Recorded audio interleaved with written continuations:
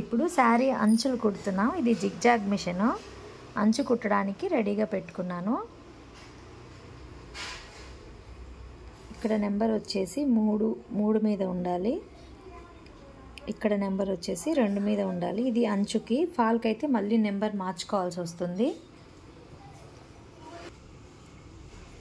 పాదం ఇలా ఉంటుంది. స్టార్టింగ్ గొట్టంలా ఉంటుంది. అంచులు దీంట్లో మాత్రమే కుట్టాలి మనం. ఇలా పెట్టేసుకొని నేను ఇప్పుడు కుట్టడం ఇక్కడ వేలు ఇలా పెట్టుకున్నాను. ఈ అంచు ఈ గొట్టంలోకి పోయేలా పెట్టుకోండి.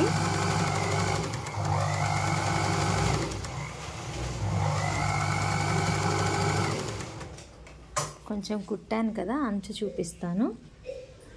ఇదిగోండి అంచు.